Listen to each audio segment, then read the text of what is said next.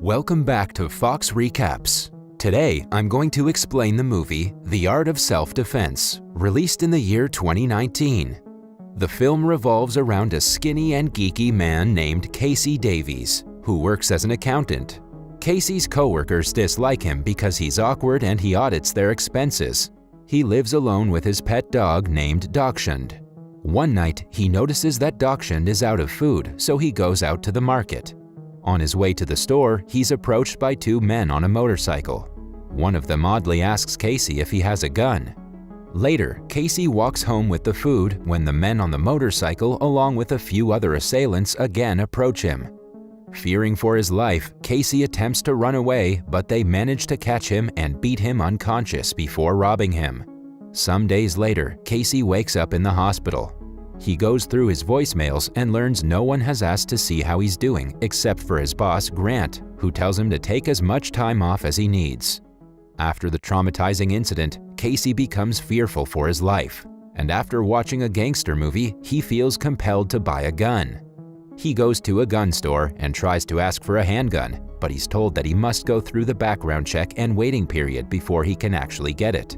On his way back home, he comes across a karate dojo and decides to visit. When he enters, he sees Sensei teaching his class. After the lesson, Casey talks to Sensei and asks if he can join. Sensei invites him to the next day's class for a free trial to see for himself. When asked about the reason behind joining a karate class, Casey lies to him about wanting to stay healthy and fit. Before leaving, Casey also meets Anna, the only female member of the dojo who is a brown belt and gives classes to kids. She is cold in nature and hence immediately chastises him for wearing shoes on the mat. Casey begins his lessons starting as a white belt.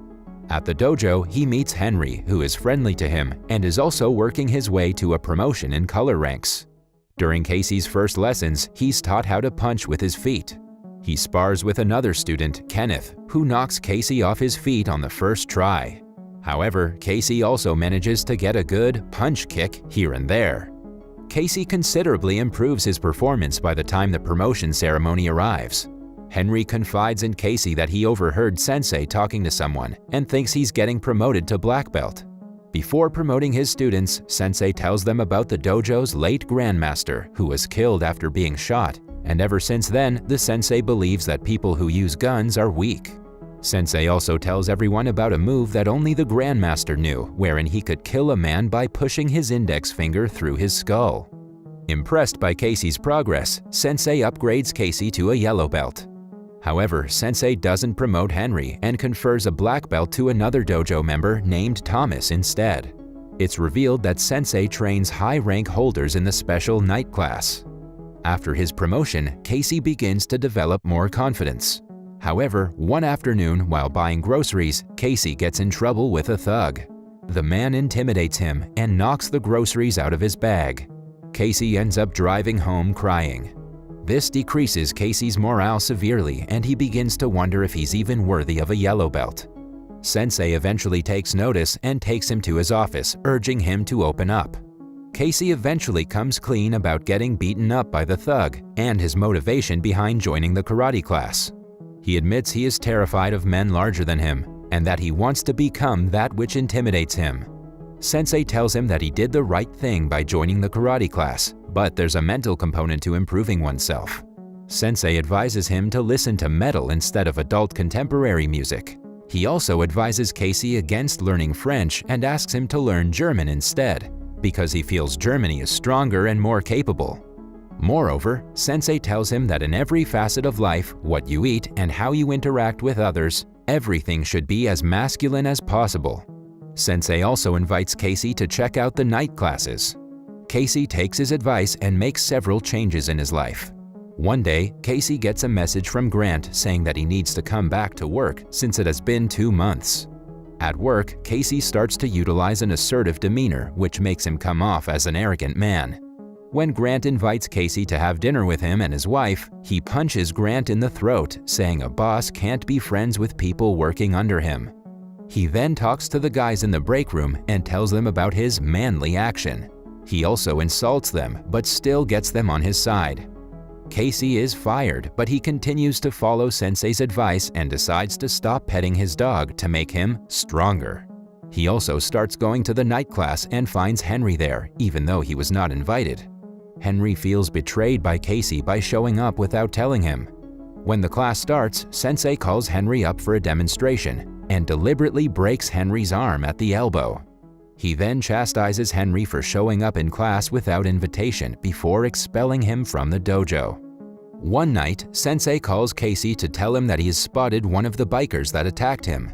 He meets Sensei at a bar where the latter orders Casey to go confront him. Casey follows the man, who is very drunk, to a parking garage where he appears to be going to a motorcycle. Casey ends up hitting the man in the stomach, causing him to fall and hit his head on the pavement, making him bleed. Sensei comes out and for some reason starts recording the incident. Casey then takes the man's keys and sees that he was going to a regular bicycle and not a motorcycle. It turns out Sensei lied to him about the man's identity. Casey returns home in horror, only to find Dachshund on the floor unconscious. He takes him to the hospital, but the doctor tells Casey that the dog died from what appears to be a kick to his ribs. However, there was blood found on his teeth, meaning he bit whoever attacked him. After becoming certain that Sensei killed his dog, Casey goes back to the dojo and deliberately breaks all the rules, including eating, drinking, and wearing shoes on the mat to piss off Sensei. When Sensei shows up, Casey accuses him of killing his dog.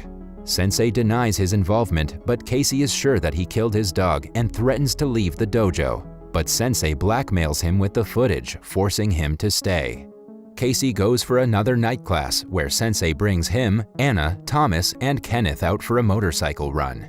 Casey rides with Anna, who approaches an undercover cop in the same way that Casey was approached earlier. The cop shoots Anna in the leg, and before anything else goes wrong, Casey uses his moves to attack the cop, but he ends up killing him by slamming his head against a fire hydrant. Sensei chastises Anna for not asking the man if he has a gun, just like the ones that mugged Casey. Sensei tells Casey that he has earned a red stripe on his belt for taking a life, and he notes that Anna has one too. Casey takes Anna home, and she tells him that early on when she started out in the dojo, she held back because they were never going to take her seriously as a woman. The champion at the time attacked her in the dressing room, and she strangled him to death with his own belt. She thanks Casey for taking her home, but tells him not to return to the dojo. Now, having grown more concerned, Casey goes back to the dojo to do some more digging. He discovers that the dojo has a crematorium and also finds Henry's body having been hanged by his own belt. There are also tapes, including one of Casey's mugging.